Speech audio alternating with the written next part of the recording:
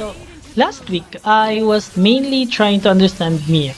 Her skills, her passives, her strengths, and basically what makes her work.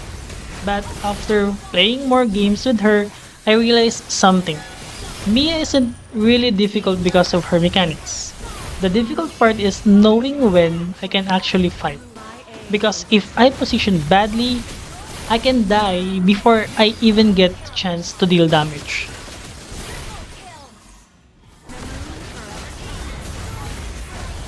So this week, I wanted to focus on things that I think matter the most when playing me.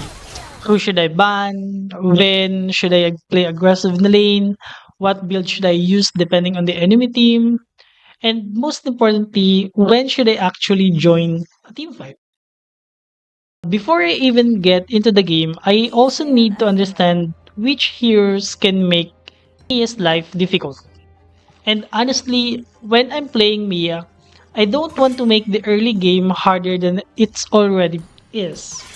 So since Mia is vulnerable to burst and long range poke, I wanted to prioritize heroes that can punish me before I even get to start dealing damage. So for example, heroes like Granger, Leslie, and Clint. They can pressure me from range, poke me down, or burst me before I even get a chance to fight back properly. And then there are heroes like Belleric and other roamers that can lock me down with crowd control. So now I'm trying to be more intentional with my bans. I'm not just banning heroes because they're annoying. I'm asking myself which hero can stop Mia from doing what she actually wants to do. Now let's talk about something else I've been paying more attention to, my builds. So before this journey, I used to think, okay, so this is my build. I'll just use it every game. But the more I play Mia, I realize that I can't really do that. The enemy team changes every game, so my build needs to change with them. If the enemy composition changes, I'll change my items too. If they have a lot of physical damage, I'll consider defensive options. If they have heroes that can burst me quickly, I need to think about how I can survive long enough to actually deal my damage. So this is basically my current build.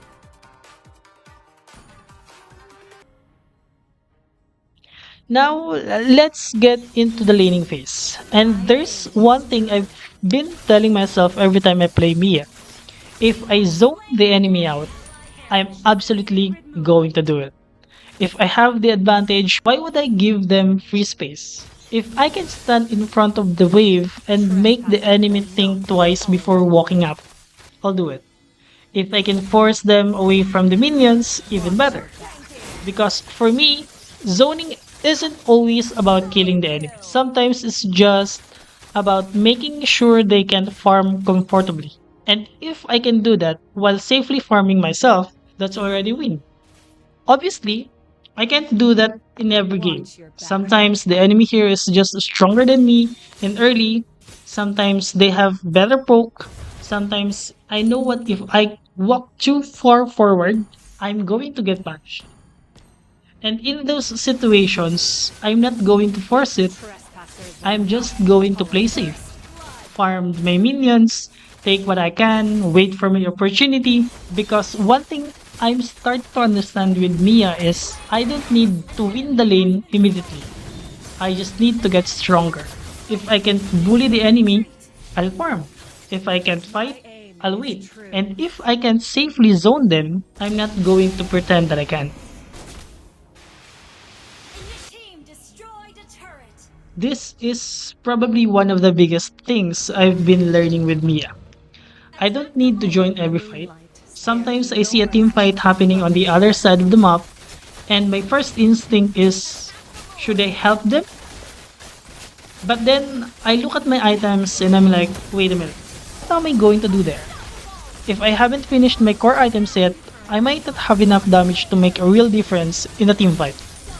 And if I arrive late and get caught, I've basically just donated my gold, right? So now I'm trying to prioritize my core items first, farm, take the gold, get stronger, and once I have the items I need, that's when I'm much more willing to join those fights. So this is probably one of the biggest difference I've noticed from playing her more. In early game, Mia, I'm thinking about surviving. In the mid game, I'm thinking about getting my items. But once I have my core items, my mindset completely changed. Now I'm looking for opportunities to deal damage. I'm looking for the enemy backline. I'm looking for good positioning. And I'm asking myself, can I safely keep attacking? Because if Mia is allowed to keep attacking, she can become a huge problem. But if I get caught, that doesn't matter how much damage my build has, I'm still dead.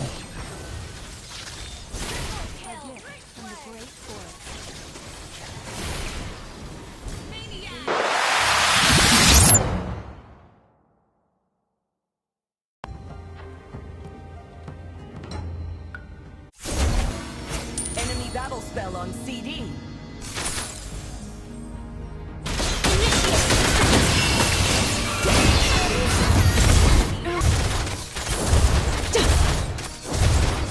The forest is on my watch when the moon is shrouded in darkness.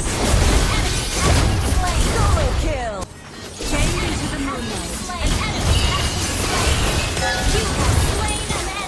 Bow before the glory of the moon goddess.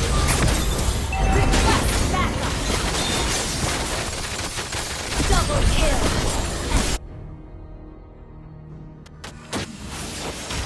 Elves won't give in. No matter how much more suffering will go through.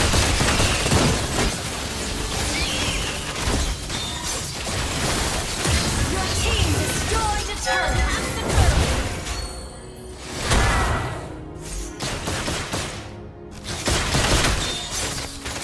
Killing spree. Fade into the moonlight. Team destroyed a turret. Ally has been slain. Double kill. Attack the turtle. Superb tanking. Superb damage. Attack the superb control.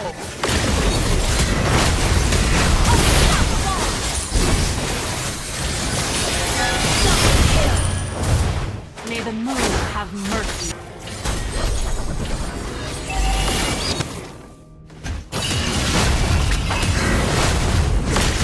Mega kill.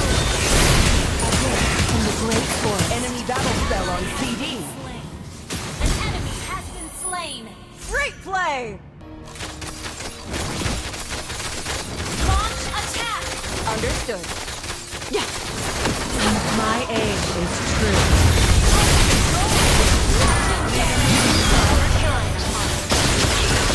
Triple kill. Damage. Initiate retreat.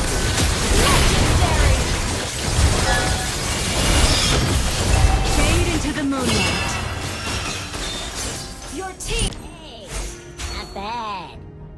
The way Ult of is the not bow. ready. Flexible, reserved, and understated.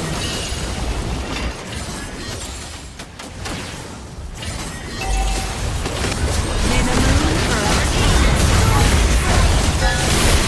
Killing spree. Now for the glory. Double kill. Triple kill.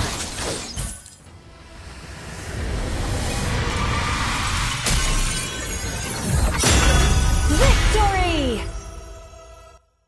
So after another week of playing Mia, these are the things I'm starting to prioritize first. Ban heroes that can burst or heavily punish Mia before she gets to play the game. Don't blindly follow one build. Look at the enemy and adjust. So third, if I can safely zone the enemy in line, I'll do it. But if I can't, I'll play safe and farm. And finally, don't force team fights before I'm ready. Get my core item first, then start looking for those fights where I can actually make a difference.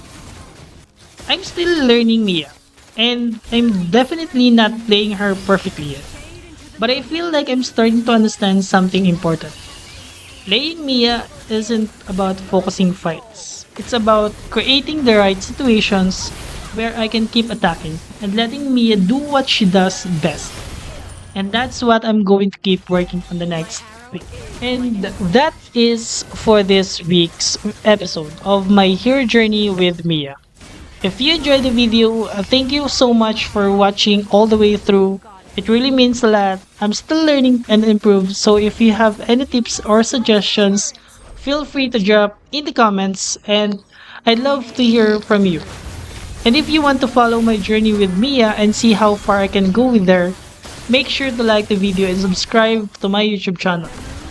It really helps supports the series and keeps me motivated to keep improving. Thanks again for watching and I'll see you in the next one.